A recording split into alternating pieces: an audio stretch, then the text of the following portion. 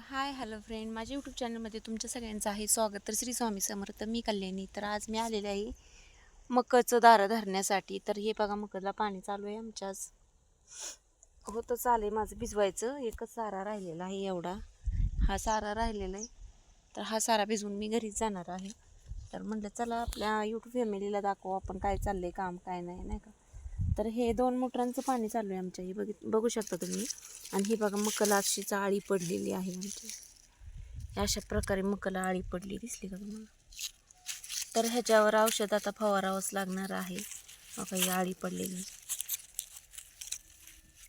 आहे का. तर हा पोगा खाल्लाय आळीने.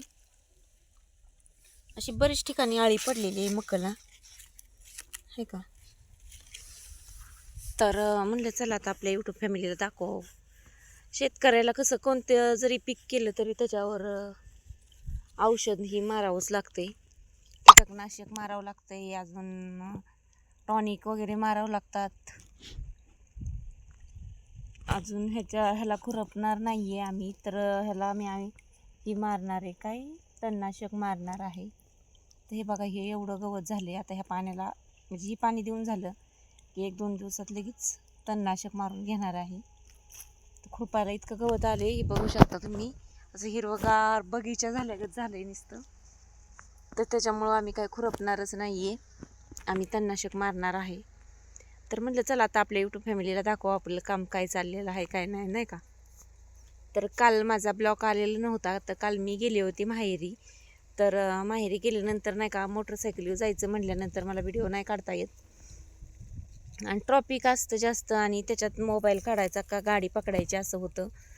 त्याच्यामुळं मी काही व्हिडिओ काढला नाही. आणि जेवढा काढला तेवढा तर मी तुम्हाला टाकणारच आहे. म्हणजे मी लई नाही मोठा काढला, छोटाच काढला आहे. आणि त्यात आमच्या इथं रस्त्याच्या कडेला ट्रकचा आणि ट्रॅक्टरचा ॲक्सिडेंट झाला. म्हणजे ॲक्सिडेंट झाला आणि पूर्णपणे ट्रॅक्टर जळून खाक झालेला आहे. त्यातला ट्रॅक्टर चालक जो होता तो सुद्धा जळून खाक झालेला आहे जाग्यावरती. आणि हा असा भीषण अपघात आहे ना, रात्रीच्या टायमिंगला झालेला होता. त्याच्यामुळं त्यांना वाचवण्यासाठी कोणीच नाही म्हणजे मदत तर झालीच नाही वाचवण्यासाठी. मदत झाली असती तर त्याचा जीव नसता गेला. आणि असं झालं की ट्रॅक्टरचा मोठा असा जाळ चालू झाला, धडकल्या नाही का. तर त्याच्यामुळं त्याला जीव गमवावा लागला. ते ट्रॅक्टर 3 रस्त्याला बघून लय कसं तरी वाटत होतं. पण आपल्याला काही विलाजच नसतोय, नाही का.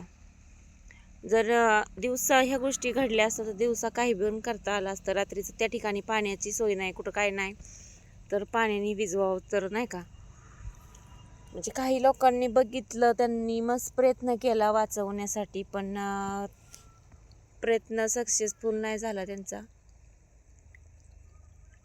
तर ती बिचाराचा जीव गेला. तो कारखान्यावरून घरी चालला होता.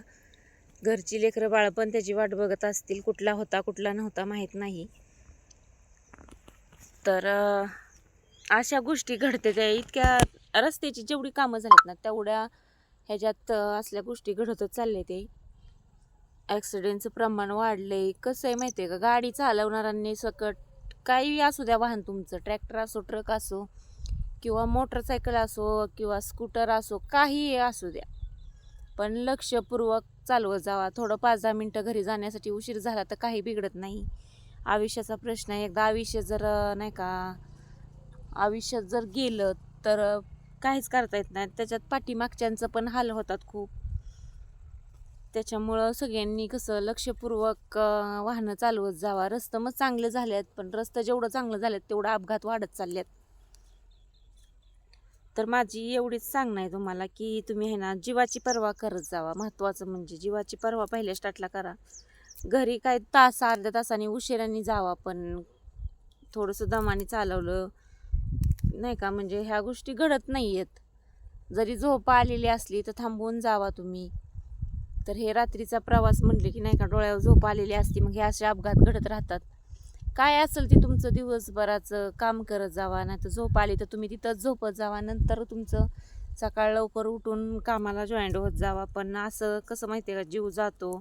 घरी लेकरं बाळं पण वाट बघत बसलेली असते ती.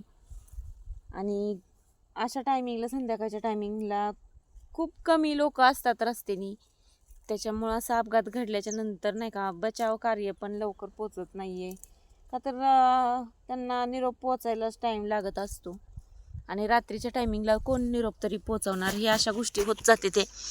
तर काल खरंच तो ट्रॅक्टर आणि तो ट्रक बघून आहे ना इतकं अक्षरशः वाईट वाटलं. ते व्हिडिओ जर बघितला ना तुम्ही तर तुम्ही म्हणचाल तर काय ही तरा झाली. त्या माणसाला निघताना आलं, तो मोठ्या मोठ्याने ओरडत होता वाटतं मला की वाचवा म्हणूनसाठी. तर न्यूज आलेल्या आहेत त्याच्या पण, तर न्यूज बघून मी सांगते, मला पण माहीत नाही, मी ट्रॅक्टर बघितला फक्त, पण तो काय बोलत होता काय नाही नाही का. तर काही लोक सांगतात आम्ही वाचवण्याचा प्रयत्न केला, पण कसं आहे माहिती का, ती गुतला होता जास्त त्या ट्रॅक्टरच्या ह्याच्यात, त्याच्यामुळं त्याला काढता नाही आलं आणि जाळले मोठा चाललेला होता, त्याच्यामुळं तो अख्खा जळून गेला माणूस. तर त्यासाठी स्वतःची काळजी घेत जावा, दमाने वाहनं चालवत जावा. थोडा अर्धा तास, 1 तास किंवा 2 तास लेट होचाल तुम्ही पोहोचायला, पण नाही का काळजी करूनच, जीवाची पर्वा करूनच सगळ्या गोष्टी झाल्या पाहिजेत. कसं असतं माहिती का, जाणारं जात असतो पण पाठीमागं त्याची फॅमिली असते, त्यांचं किती अवघड जीवन होतं. नडत नाही कोणाचंच, पण कसं असतं माहिती आहे का, सगळ्यांनाच त्रास भोगावा लागतो. त्याचा जीव जाताना सकट त्याला किती त्रास झाला असेल, किती वेदना झाल्या असतील, हे सकट आपण लक्षात घ्यायला पाहिजे. त्याच्यामुळं आपलं जीवन एवढं लाख मोलाचं जीवन आहे, काम तर आपल्याला आयुष्यभर करायचंच असतं, कामाचा विषय तो नाही आहे. तर लाख मोलाचं जीवन किती आनंदाने जगलं पाहिजे, किती मस्त जगलं पाहिजे. तर एवढी नुसती धावपळ करून काहीच उपयोग होत नाही. मग हे अशा अपघातांना बळी पडावं लागतं, घाई गडबड. आणि आजकाल काय झालं माहिती आहे का, एकही ट्रॅक्टरवाला असा दिसत नाही की त्याच्या हातात मोबाईल नाही, तो मोबाईल बघत बघतच ट्रॅक्टर चालवतो. तर कोणी ट्रॅक्टर ड्रायव्हर असाल तर माझी एवढीच कळकळीची विनंती आहे तुम्हाला की तुम्ही थांबून मोबाईल बघा आणि थांबून सगळ्या गोष्टी करा, नाही का. तास अर्धा तास तुम्हाला बघायचं आहे ना, तर तास अर्धा तास तुम्ही थांबा आणि मोबाईल बघा, आणि त्याच्यानंतर मोबाईल ठेवून तुम्ही गाड्या ट्रॅक्टर वगैरे चालवत जावा. कसं आहे माहिती आहे का, एकदा जीव गेला ना काहीच उपयोग नाही त्याचा.